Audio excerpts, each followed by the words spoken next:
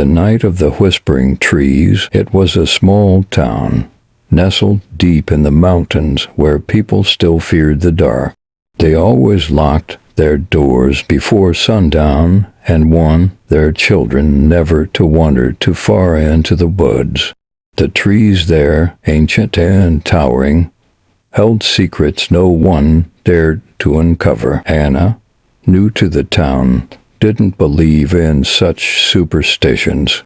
After all, she was a city girl, used to lights, noise, and crowds.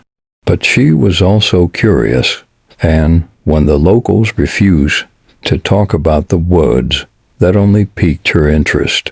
So, on a cold October evening, Anna decided to do what no one else dared venture into the forest. The trees stood like black sentinels, their gnarled branches twisting and curling toward the sky.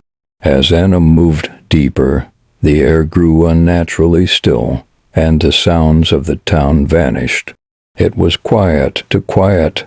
Even the wind seemed afraid to stir. Then she heard it whispers. At first, she thought it was just the wind, but as she strained to listen, the whispers grew clearer, more distinct. They seemed to come from all around her, echoing through the trees. Turned back, Anna froze, her heart racing. She spun around, but there was no one in sight. Just rows of endless trees, their shadow stretching like claws. She laughed nervously, brushing it off as her imagination, but the whispers persisted, growing louder, more insistent. Leave now. Anna pressed forward, determined to prove it was all just a silly legend. As she walked, she felt something cold brush against her ankle. She looked down and saw nothing, just a tangle of roots. But when she tried to move, the roots tightened around her foot. Panic surged through her. She yanked her leg free and stumbled back, her heart pounding. That's when she saw them figures, barely visible between the trees, watching her. Their faces were pale, eyes hollow, their forms shifting like mist. She backed away, her breath quickening.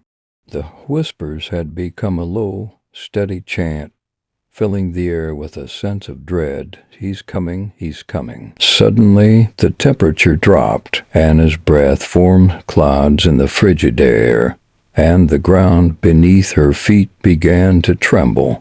She turned to run, but the trees seemed to close in, their branches tangling above her like a cage. And then she saw him, a figure tall and thin, emerging from the shadows. His eyes were like empty voids, and his mouth twisted into a cruel smile.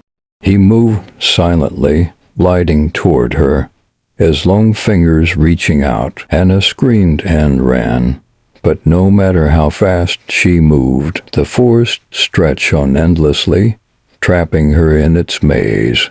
The whispers chased her, growing louder, until they became a deafening roar.